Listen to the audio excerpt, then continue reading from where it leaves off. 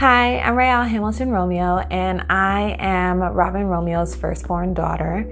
And I wanted to put together something that would be a celebration of my dad for his upcoming birthday, and just share how I feel about him and how some other members of our family feel about him as well, so that he knows that he has a whole tribe around him of people who love and care about him.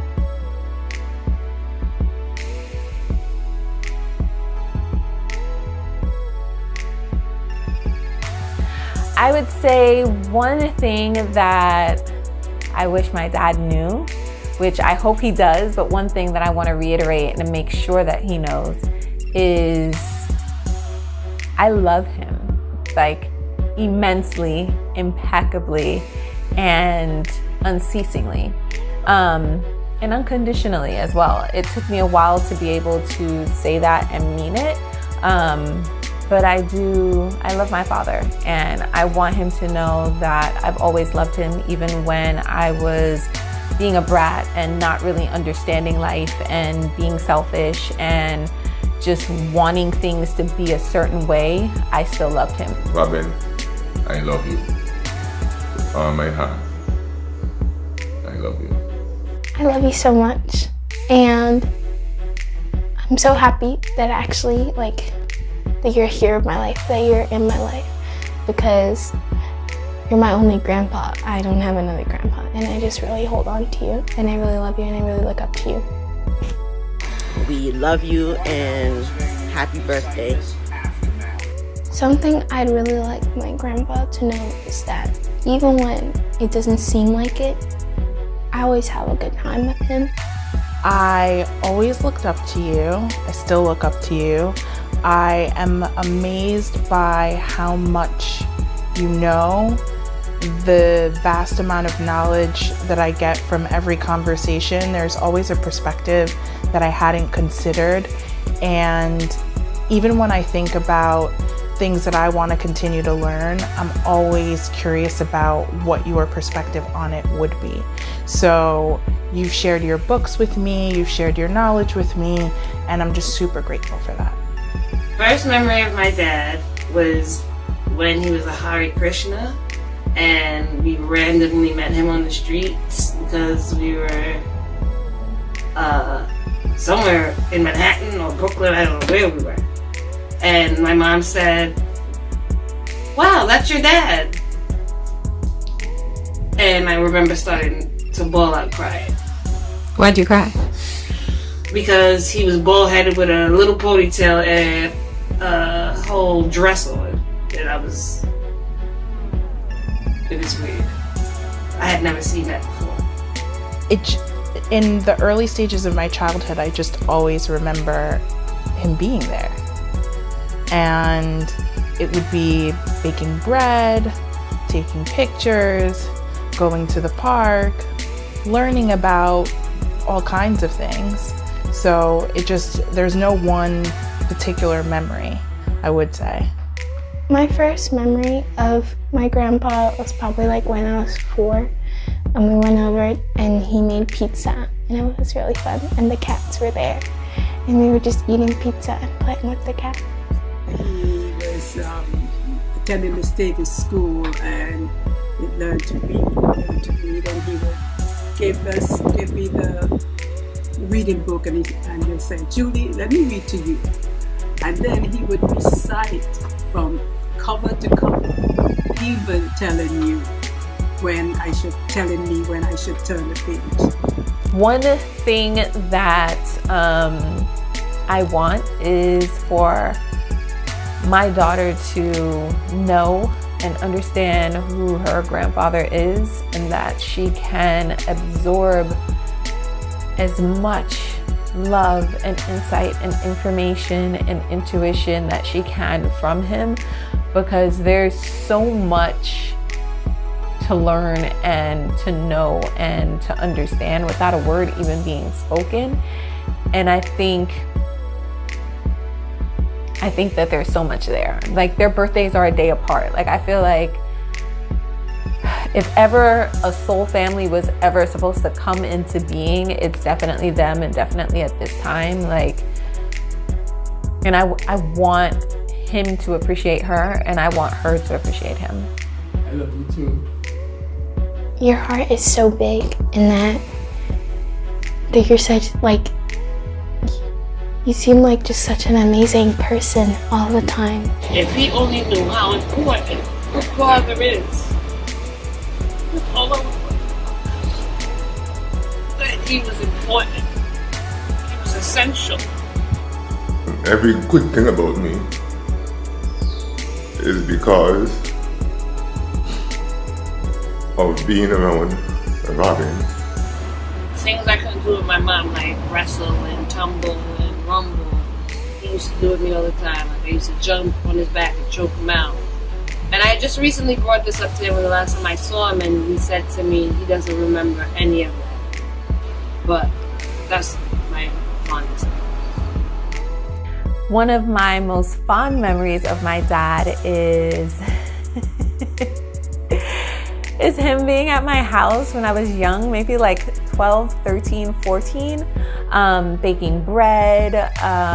He made oatmeal out of, well, it was oatmeal meatloaf, and it was the best tasting meatless / meatloaf that I've ever had in my entire life. And I remember being so impressed with Uncle Robin because he was making everything from scratch. He was making bread, he was making pasta sauce, he was making cheese. And I was like, what? You can make your own cheese? He can cook really well, he can bake really well. I think a lot of my memories of my dad surround food and cooking, and I know that that's something that's very near and dear to his heart. So I feel like anytime that we can share a meal or prepare a meal together, it's just love being exchanged all around. And then I remember being an adult, having children of my own, and my children wanting to go by Uncle Robin because Uncle Robin was making pizza, Uncle Robin was making pasta, Uncle Robin was always making something that we all wanted to eat and wanted to share and spend time with Uncle Robin because he's always the coolest uncle. I really just grew up with a lot of great memories of my dad and people telling me about how smart he was, how talented he was. Robin went to school at a time where grammar school was very competitive and filled with a ton of smart guys. And Robin held his own with them. And I admired that. And I always wanted to be like him. And just like the kind of like Renaissance man that he was. A Renaissance man. Free spirit, a intellectual, reflective, and probably the smartest person that you will ever know in this world. His awesome math skills. Yes, he's just really good at math. When he was a freshman at college, he was learning Arabic, and I was surprised that he was doing Arabic because most people, when they go to college, they might do the subject of foreign language that they learned before, but he chose Arabic. Even though he's that smart, you would never know because he's not boasting. He's just cool. I was good in school because something just seemed obvious to me, and I thought it was the same for everybody. It didn't seem like something extraordinary to me, and I don't think it is because I remember being little and being so amazed by the picture that he had drawn of Real that used to be in the house by my grandparents. I don't think he traced it. I think he like did freehand drawing, and it's amazing.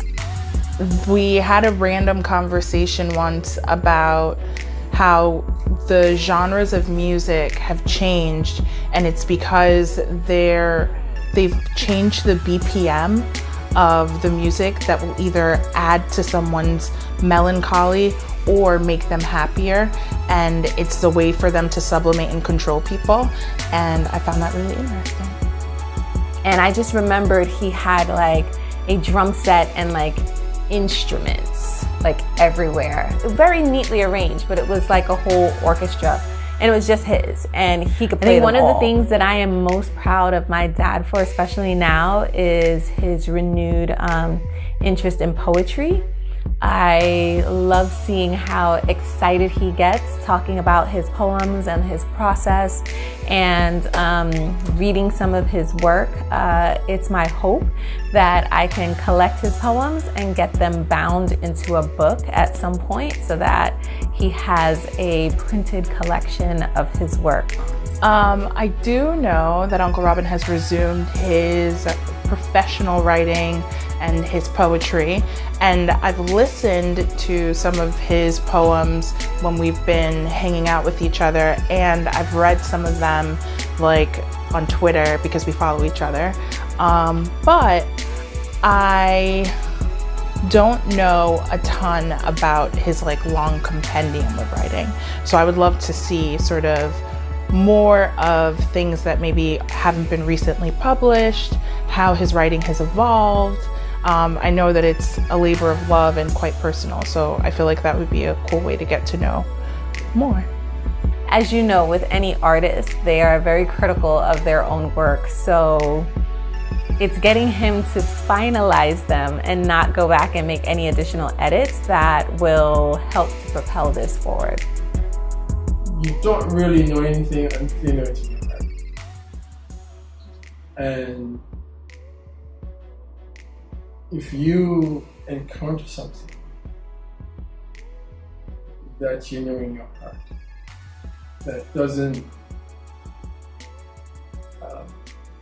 devolve into any other kind of feeling or emotion, there's a certain frequency that thing is tuned to.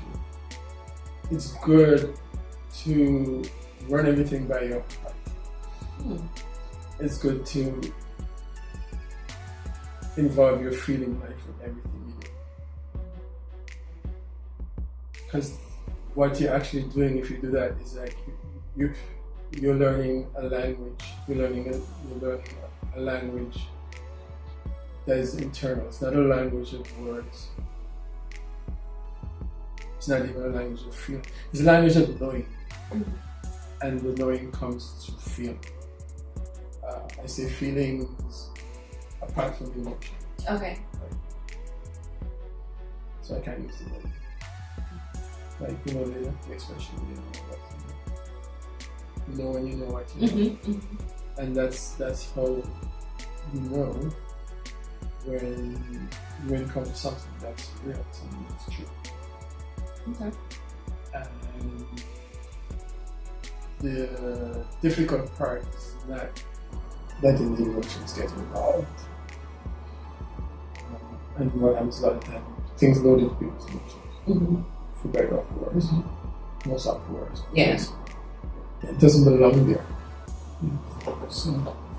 So yeah. So if you do that, then you're aware. Everything you come into contact with, you have another deeper sense of awareness of what you're in, what you're doing. Because then you will learn all these different frequencies and whether they resonate or whether they clash. And you let that be your guide. And the beauty about that is there's no bias there either. There's no bias in that. That is true. It is somewhat like just pure. It is what it is. Yeah, we by the time it filters through us, a lot of times it picks up all the bias is created. But in the heart itself, I say heart, not necessarily this heart, but in the core of your being, in the essence of your being, whatever, there is no bias there.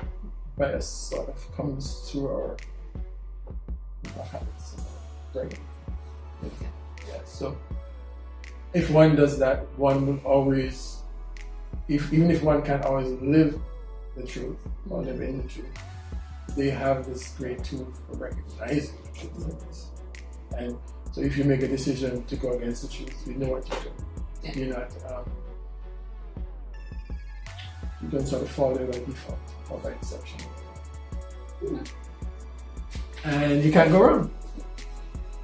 Even if you don't do the right thing, you can't go wrong because you know. You can't like convince yourself or anybody else that you're doing the right thing if you're not, because that. Yeah, and it's hard to convince yourself. Okay. Well, thank you. I'm gonna come back to you for another session.